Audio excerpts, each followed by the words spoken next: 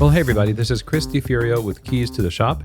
Welcome to another edition of Shift Break. Today's episode is brought to you by La Marzocco, who has been making espresso machines by hand in Florence since 1927. They are known the world over for dependability, innovation, beauty, and serving the needs of their customers. It is the cornerstone of so many coffee bars around the world. I have loved working on La Marzocco's my entire career. It's iconic, it's dependable. Machines like the Linea PB is one of the machines I really love and often recommend to my clients for the classic Linea dependability, but also the updated technology to allow the barista the ultimate control over the extraction of the espresso. It's just one of many different kinds of machines that La Marzocco produces that fit your needs exactly.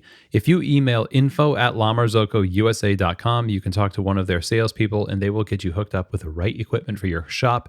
Check them out online also at lamarzocco.usa.com. Today's episode is also brought to you by Espressly, who creates custom branded mobile apps for cafes or coffee bars that want to extend a piece of their brand and culture to the convenience of a mobile app. So you're not going to be another dot on a map with Espressly.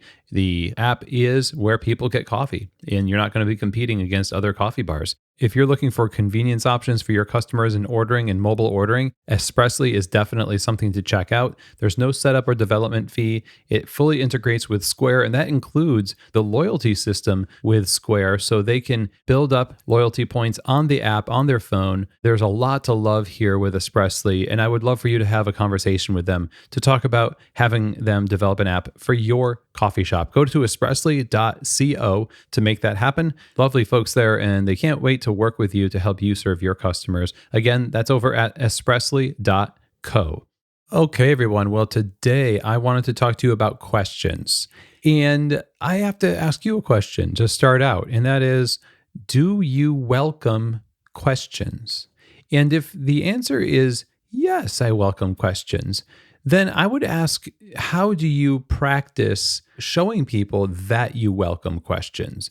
Now, one of the principles of engagement with your staff, if you truly want engaged staff, which I hear it over and over again, which is, my staff are just not engaged, they're disengaged, they're in this malaise, they're not really passionate about the brand or the coffee and things like that. I guarantee you they have a lot of thoughts and a lot of opinions about your brand and about your coffee, the coffee bar, and all of that stuff. It's not that they're not engaged. It's that there's not a culture of feedback that's been built in your cafe. We talked in past episodes about this in an episode called Building a Culture of Feedback. But one of the reasons why we end up developing a culture that actually feels like it pushes against feedback is that we punish questions with being kind of incensed that people ask questions. We worry that questions are threats to our authority, threats to the culture. You know, this is the way we do it. Don't question it, just do it. And I can sympathize with that. You know, I understand that there's a way that sometimes a person will ask a question that is not out of a spirit of curiosity or genuine interest or a desire to make things better. Sometimes people are just asking questions because they want to avoid doing the thing that they need to do. And I would say, you know, you'd have to use your best judgment on that. But I will put this out there.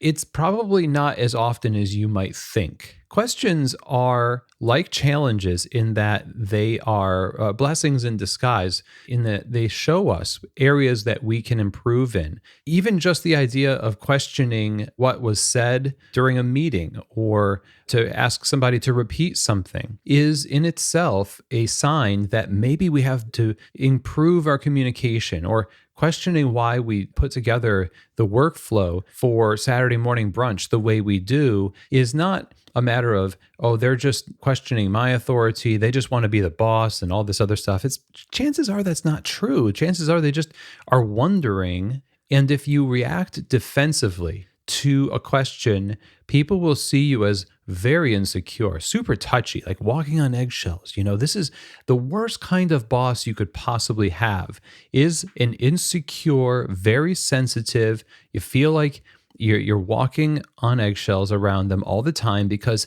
any little thing that's not just like a yes no, just very direct, almost militaristic, is kind of punished, a lot of times in a passive aggressive way. And it's a problem that emanates from the owner or the operator or a manager in that case. But the authority that you have in the coffee shop, if you have any position of authority, it's as though you have a bunch of bricks, right?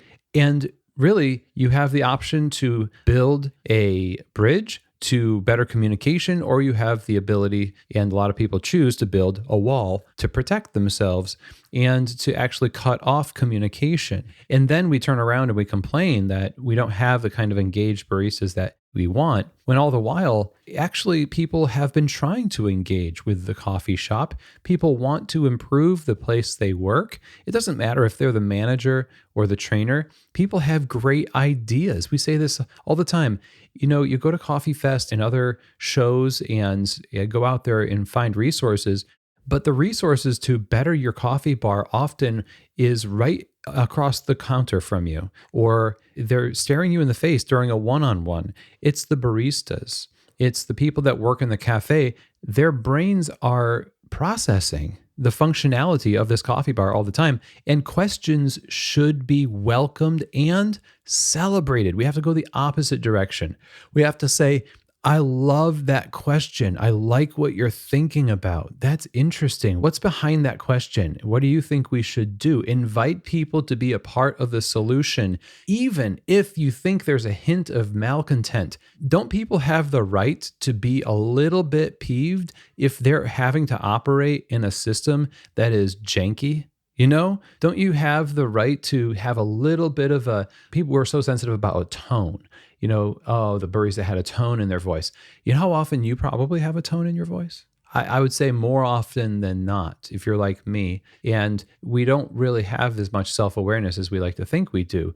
And because of that lack of self-awareness, we end up having a lack of grace for other people because we see ourselves as kind of morally pure when it comes to our communication. And oftentimes, bosses will think of themselves as victims of circumstance and victims of their baristas and their staff, when I do believe that we have to give people opportunities to show their positive intent. The thought, the grumblings, the bitterness, the gossip, and all this other stuff, it doesn't immediately start like that necessarily. Now, there are some bad actors that go and they work in coffee bars, and there are plenty, thousands and thousands of baristas working right now that have no business in specialty coffee, in hospitality.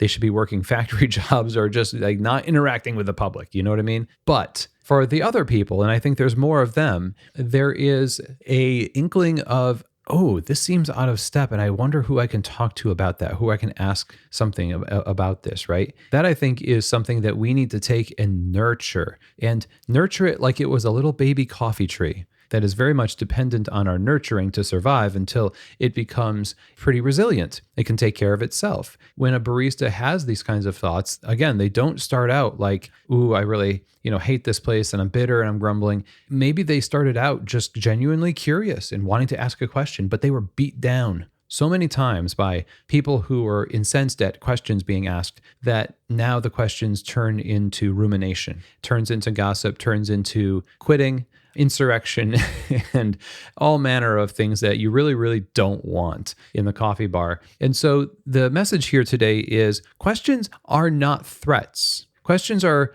tools. And if somebody's asking a question to you and at the same time they're not doing what you've asked them to do, now that's a whole different thing. Of course, I'm not going to take your question to me seriously if you refuse to do the way that we are doing things now straight out.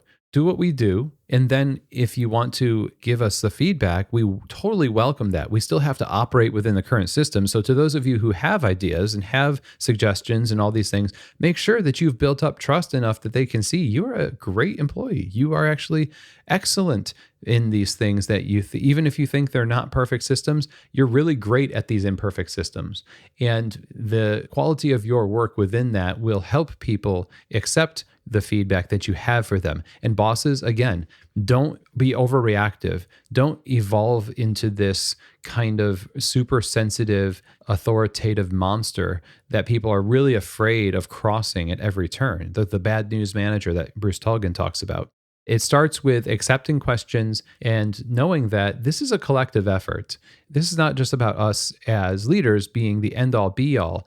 Leadership is about involving other people and tapping into the strengths of the people around you in order to bring success to the collective and in order to bring success to everybody in the coffee shop. And that really makes a beautiful coffee experience.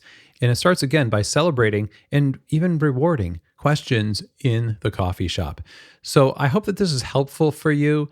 This is something that is practiced all the time in other industries. We're harping on the idea of lean manufacturing, Kaizen, the idea that questions often are celebrated with little rewards in these manufacturing areas because it engages people's brains and it gets them the idea that they can be involved and actually have some form of directive power in the place that they work. And that's really fun. And that's, I think, something that we need to tap into here as well. So again, I appreciate all of you. Hopefully this was a great episode for you. Always interested in your thoughts. If you want to reach out, chris@keystotheshop.com. Don't forget to subscribe to the show, follow along on Instagram, and I will see you here next week for another edition of Shift Break from Keys to the Shop.